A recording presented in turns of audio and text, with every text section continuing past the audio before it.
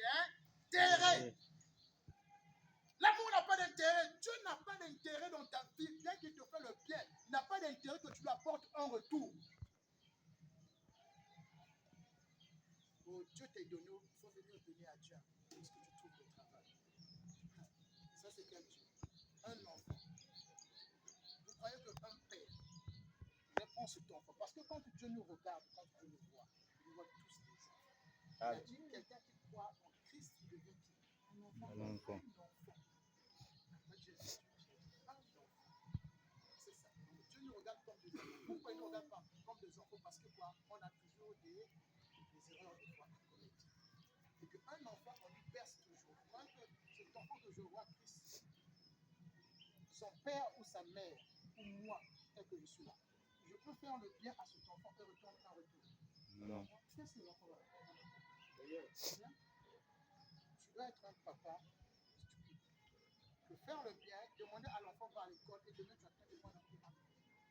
Ça, c'est l'amour avec intérêt. C'est pas l'amour agapé de Dieu. Donc, l'amour de Dieu, il ne fait pas quelque chose pour attendre de recevoir de ta part. Un enfant, c'est comme ça, quand tu lui fais du bien, il s'en fout de ton bien. Il s'en fout de ton bien. Il s'attend toujours de recevoir. Il sait que toi, tu connais ses besoins. Dieu dit, je connais même ce que vous cherchez. Amen. Donc, réellement, ce qu'on demande de fois, ce n'est pas ce que tu cherches. Amen. Si Dieu dit, je sais ce que tu cherches, avant que tu demandes, je sais de quoi tu as besoin. C'est que réellement, nos prières ne sont pas orientées sur ce que réellement on veut, sur les besoins de Dieu. Amen. Alléluia. Amen. Donc, Dieu est amour. Son amour n'a pas de parti pris. Il va aimer un bishop plus que le fidèle. Que Dieu va aimer plus un pasteur plus qu'un fidèle. Non. Il n'y a pas un 100% pour un pasteur. Il y a un 50-25% pour un fidèle. C'est impossible. Ça, ce n'est plus Dieu. Amen. Dieu n'a pas de parti pris. L'amour, dans l'amour, il n'y a pas l'injustice. Il ne choisit pas, l'amour de Dieu ne choisit pas de jeunes, il ne choisit pas de race. Donc, plusieurs pensent, disent que non, Dieu vit là-bas aux États-Unis. Les gens qui sont là-bas, ils sont bien. Les gros événements dans le monde, ça se fait plus là-bas. Amen. Je ne dis pas que c'est mauvais. Parce que la mentalité, c'est qu'on n'arrive pas à comprendre l'amour de Dieu. Amen. Ce n'est pas là-bas qui te rendra à l'aise. Si tu veux être à l'aise, tu veux être bien dans ta vie, crois en Christ, c'est tout. Amen. Si tu veux comprendre que tu seras bien dans ta vie, comprends que ce monde, Dieu t'aime. Amen. Une fois, il sait qu'on l'aime. Il dort pas. Dans ses besoins toujours. Frère Yannick, je ne sais pas souffrir. Donc, dans ses besoins. Pourquoi? Parce que c'est que l'homme là même. Tu sais, toi-même aussi, malgré sans qu'on t'appelle, sans qu'on te demande, quand tu marches, tu as toujours une partie d'une personne dans toi.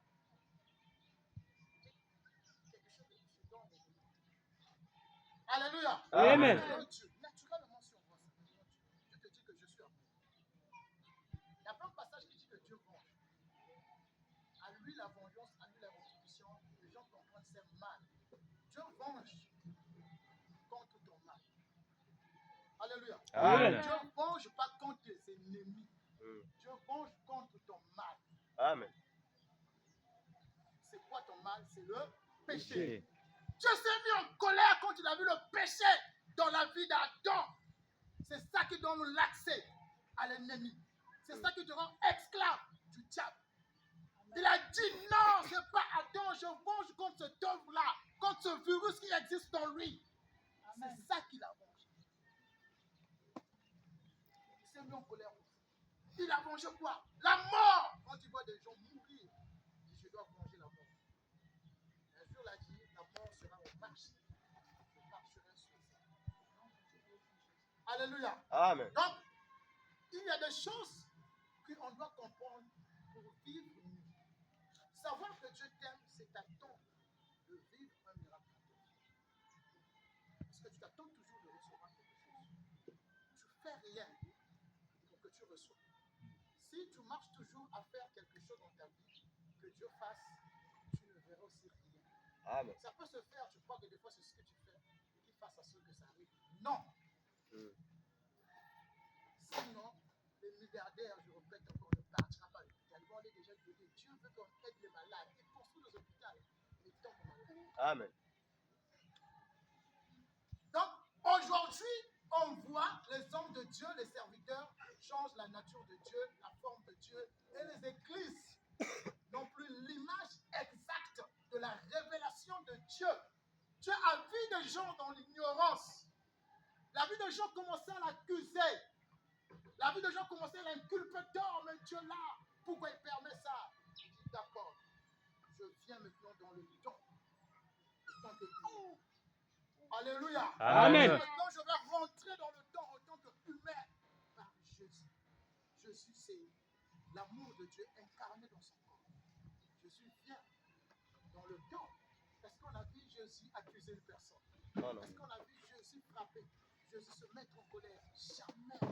Il a fait du bien. Il n'a pas demandé quelqu'un quelque chose pour qu'il fasse la prière dans ta vie. Il n'a pas demandé quelqu'un quelque chose pour qu'il, bien-aimé, ouvre les portes dans ta vie. Non. C'était gratuit pour lui. Amen. Parce que quoi? Il est venu démontrer la réalité de la nature de Dieu. C'est en Jésus. Voilà pourquoi Jean 1,17 dit, la grâce et la vérité viennent par moi. Moïse vous a donné la loi, mais je vous apporte quoi? La vérité. Alors si tu veux connaître Dieu, tu dois comprendre qui était Jésus-Christ. Et lis le Seigneur, tu comprendras qui est Dieu. Amen. Dieu est amour. Il a fait que tu viennes. Un jour, on a mené la femme adultère. Les gens croyaient peut-être qu'on va éprouver Christ. Et cette femme-là, on l'a arrêtée sur flagrant délit avec un homme.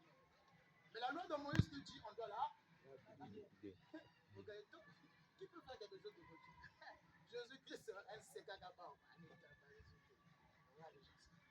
Parmi vous, celui qui n'a pas péché, alléluia! Amen. Oui, la condamnation dans le corps. Dans Jésus, personne ne te condamnera. Amen. Personne ne te condamnera.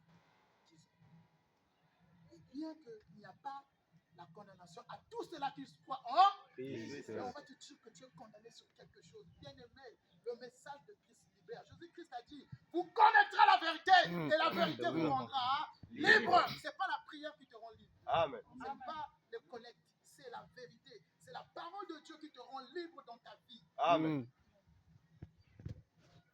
Alors aujourd'hui, je ne vais pas revenir sur beaucoup de versets qu'on n'a pas écrits.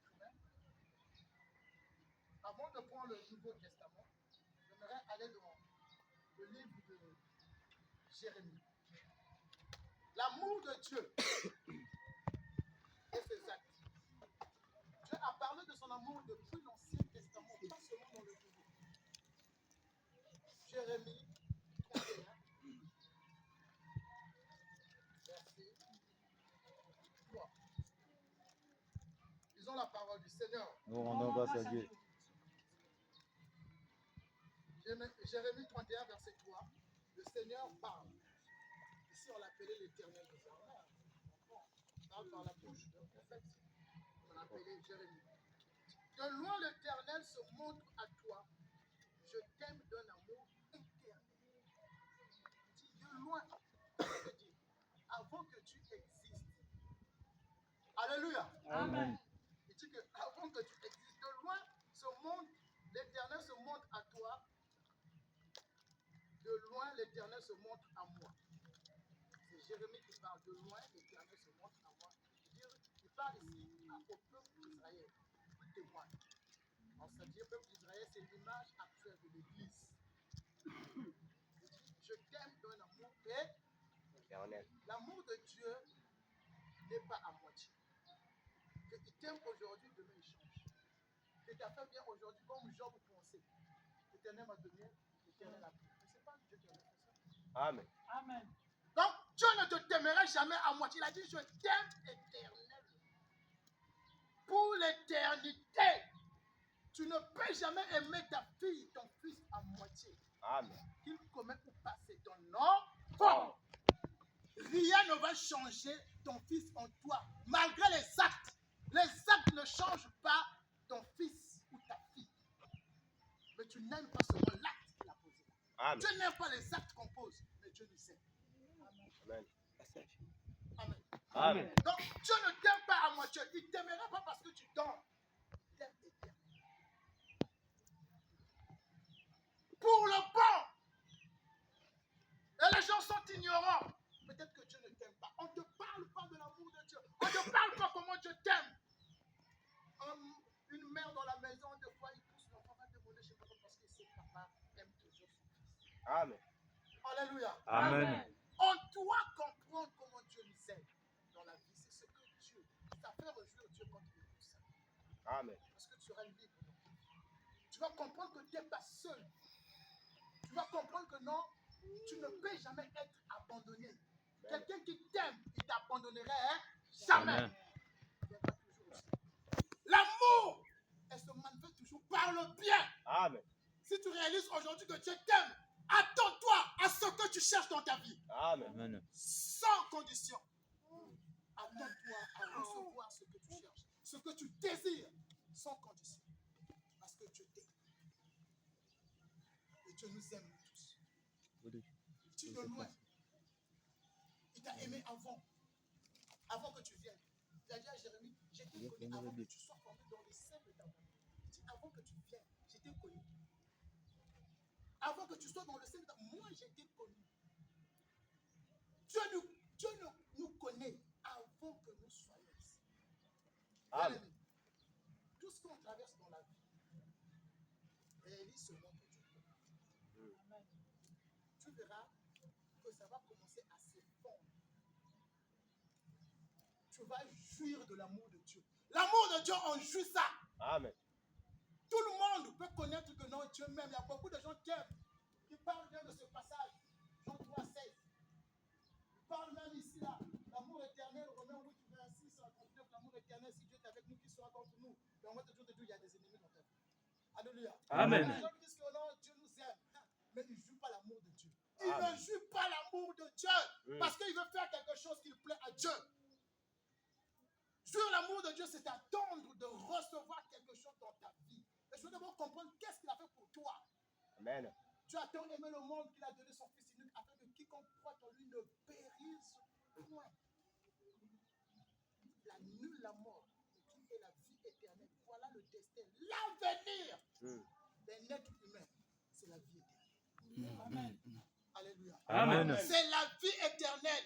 Quelque chose que tu ne peux pas acheter. On n'achète pas l'amour de Dieu. Mais aujourd'hui, on nous apprend que tu dois acheter l'amour de Dieu. Tu dois faire quelque chose. Dieu n'est pas un docteur. Amen. Amen. Un jour, j'ai dit ici, là, on n'est pas contre les gens qui sont dans les traditions, qui sont sur la médecine de plantes là. Mais ce n'est pas dans l'église. Amen. Amen. Ce n'est pas jamais dans l'église. Tu veux y faire, ça va ouvrir ton cabinet. Moi, je viendrai acheter un tisane de l'huile. Amen. Mais je ne peux pas venir prier que nous avons besoin de ça, c'est le mensonge carrément. Dieu ne travaille jamais pour ça parce qu'il y a des conditions là-bas. Amen. Va ouvrir ton cabinet, je viendrai là. Alléluia. Amen. Donc, on n'achète jamais l'amour. Tu ne peux pas acheter l'amour de Dieu. Tu ne peux pas avoir l'argent d'acheter l'amour de Dieu. Amen. Les milliardaires de ce monde, ils n'ont pas l'argent d'acheter l'amour de Dieu. Ce qu'ils ont là, ça ne peut pas acheter l'amour de Dieu. C'est impossible. Amen. Dieu va nous donner ça gratuitement. Comment tu vas acheter ça? Et au nom l'Éternel se montre à moi, il t'aime d'un amour éternel. Dieu parle dans l'Ancien Testament, je t'aime d'un amour éternel. Je t'aime pas par essai. Que nous sommes au soleil. Que leur âme va nous servir au soleil. C'est un pied. Non. Que tu pries ou pas, Dieu nous aime. Je t'aime. Ce n'est pas ta prière qui va s'assurer que non, Dieu veille sur toi quand tu dors. Ce n'est pas ça. Un enfant, quand il dort là, est-ce que Dieu dit que maman veille sur moi? Il sait que c'est toi qui veilles sur lui. Tu ne peux jamais dormir sans savoir si l'enfant n'est pas rentré dans la maison. Amen.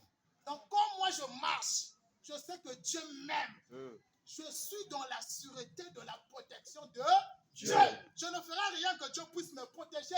Je ne vais même pas prier que Dieu me protège. Impossible dans ma vie. Parce que Amen. je sais que non, l'amour de Dieu me couvre. Amen. Je suis en lui. Amen. Il a dit que je suis avec toi. Personne ne sera contre toi. Si Dieu est avec nous, qui sera contre nous? Cela veut dire que Dieu n'a pas de ennemis. Amen.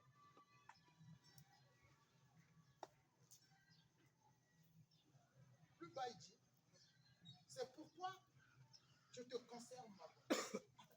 Je dis, je te conserve ma bonté. La bonté de Dieu, c'est le bien. Alléluia. Amen. Je te garde un bien. Dieu a gardé tout un bien pour le monde, pour l'humanité. C'est pourquoi je te garde ma bonté. Tu es merveilleux. Je dis, je te garde quelque chose qui est précieux, qui est bon pour toi. Je te ferai quoi? Cela veut dire quoi? Je te ferai le bien, puisque je t'aime. Je t'aime d'un amour éternel.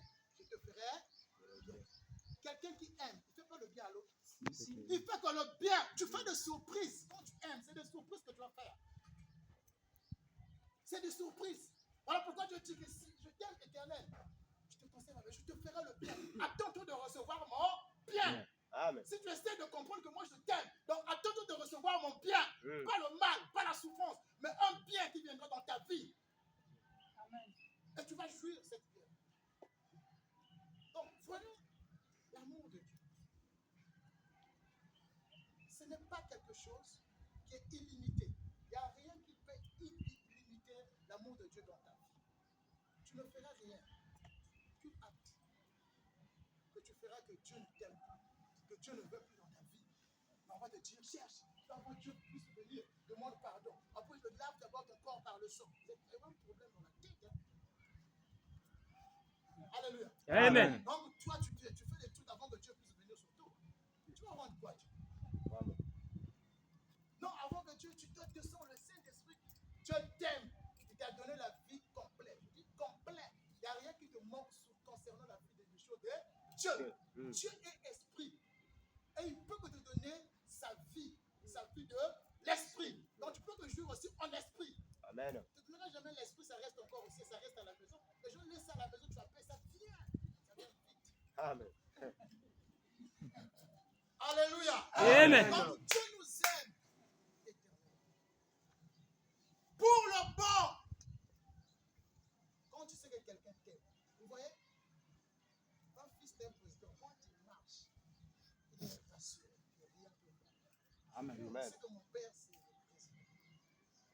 Rien que quand je sais que Dieu, qui a créé toutes choses, m'aime, je ne crains aucun mal. C'est là où David a dit, même quand je marche sous l'ombre de la vallée de la mort, je ne crains aucun mal. Parce que ça veut que Dieu m'aime. Il n'a pas la révélation de part.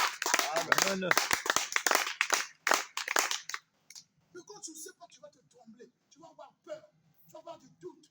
Ah, moi, les problèmes là, les situations là, tu oublies que Dieu t'aime. Ah, tu vas trembler. C'est la peur, les doutes qui viendront dans ta vie. Tu seras manœuvré. Toute personne qui viendra se présenter sur toi, de Dieu quelque chose, tu vas t'attacher à la révélation de l'homme. Amen. Amen. Parce que tu sors de l'amour de Dieu. Mm.